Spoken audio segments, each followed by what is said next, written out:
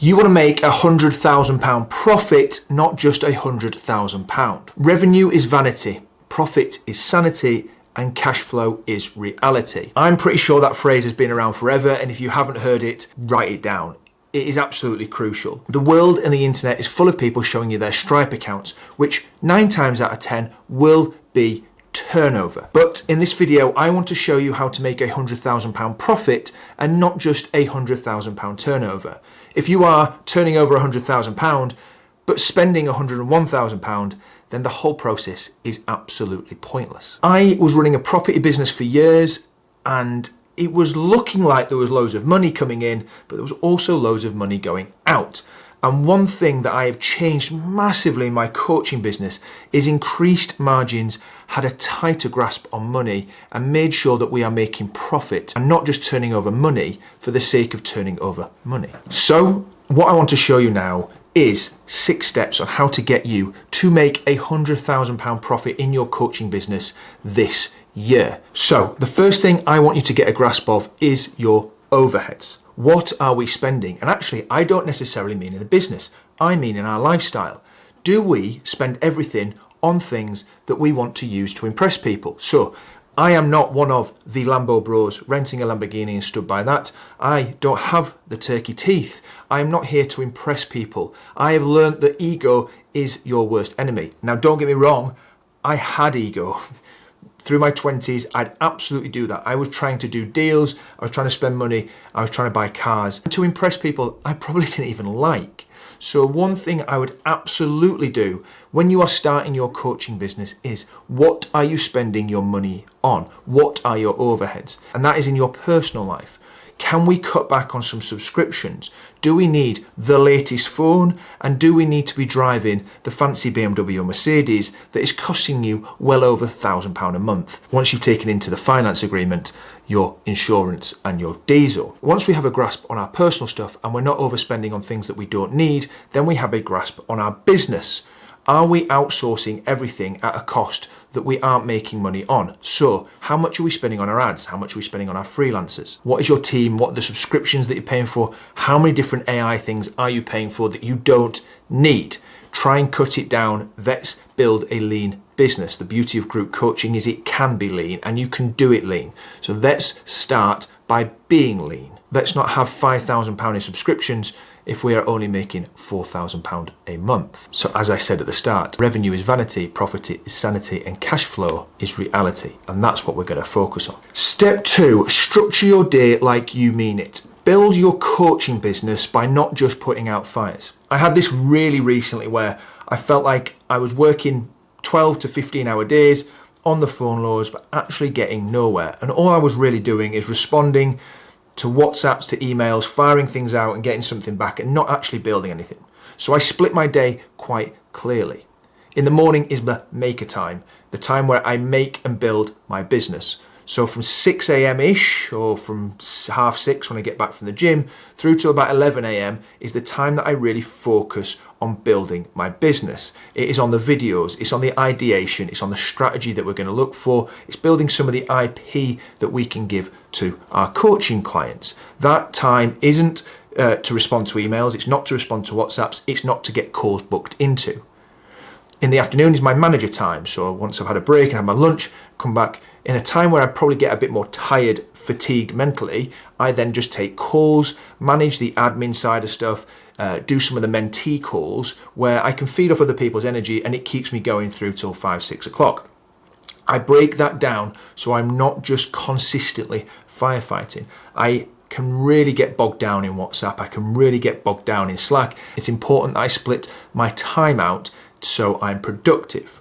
I use something as well called the Pomodoro technique that is 20 minutes on, 5 minutes off, and we do that 4 times. So I will really try and focus in for 20 minutes, do my creation stuff in the morning when I'm fresher and my mind works better, and in the afternoon, like I say, it's a little bit more admin, meetings. I leave my diary open for people to book into if they need to, and we can have those conversations. Mornings, as a rule, belong to me. That is the time that we need to build. That is the time that we need to create. That is the time that we need to think about building content and systems and structure. You need to plan it out that works best for you. Some people are evening people. They might be better from 6 p.m. till 10 p.m. to build that. That is when your mind is fresher. But block out some time where people can't get in touch with you, and it is not a regular firefighting, pick up the phone, get distracted type thing. Step 3 is pick a skill that people are paying for.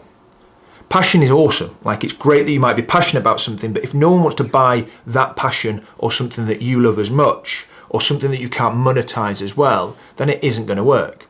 For example, I absolutely love coffee. I am a coffee nerd, but I genuinely don't think that people will spend enough money or a lot of money learning how to make coffee. So I don't think it is an overly scalable business to make a massive profit on from a coaching side.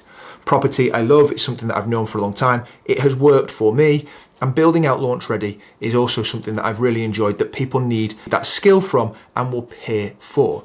Fundamentally, I found pain points and outcomes. So the pain point of people and what they want, and the outcome on how we can fix it for them and how we can make that money. And that gap between the pain point and the outcome, how we can fix it as quickly or as efficiently as possible, is where we can make the money. And that is important for you to do too. Is find something that people will pay for, not just something you are passionate about, and double down on that. Pick that area, go deep on it, and monetize it hard. Step 4 is actually learn it, don't consume it. Here's a distinction that matters more than anything else.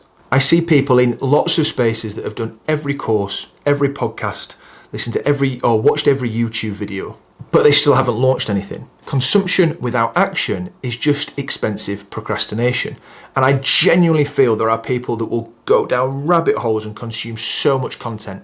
It might either overwhelm them, or they just aren't ever doing or actioning the thing because they're spending so much time watching the thing. I've always been, and the way that I've learned is I feel like sometimes I should maybe read the instruction manual a little bit more, but I've always found it a lot better and a lot more productive for me to do the work, maybe make the mistake, come back to it, ask someone's help, and go back again. I think it's the best way of learning. Doing the work with some guidance, or looking or knowing where to get the help from when you get stuck, coming back to it, starting again. I find so many people want to know exactly how to get to Z, and they've not even started working on A.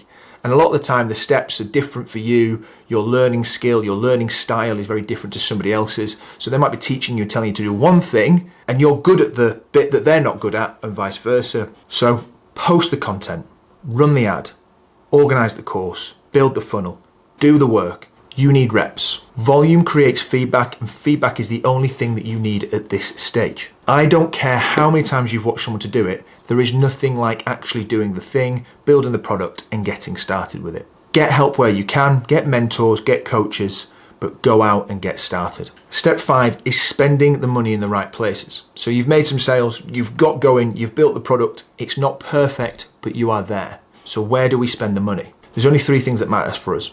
Ads, so we can get in front of people, go higher level our CRM so we can get hold of data and nurture those sales, and a content setup where we can actually get content, YouTube, short form out to the masses so people can see what we are doing. Trying to build a scalable coaching business without a tech stack is probably like being a plumber without a wrench. It's gonna be pretty hard.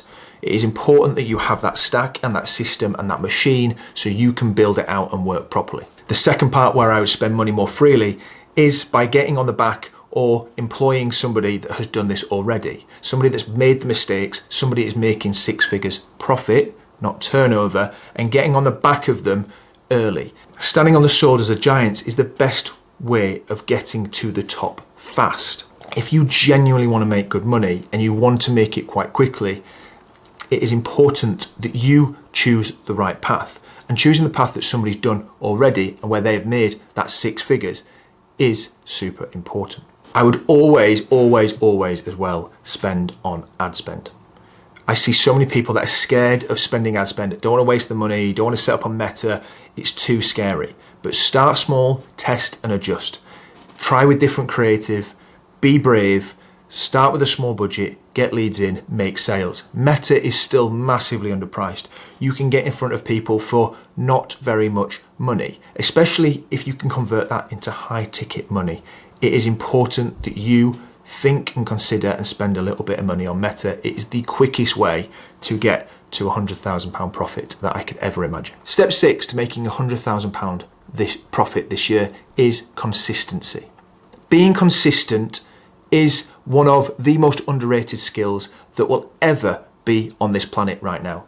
So many people quit before they've even got started. So many people want instant gratification. So many people want the results overnight. And very, very, very rarely does that happen.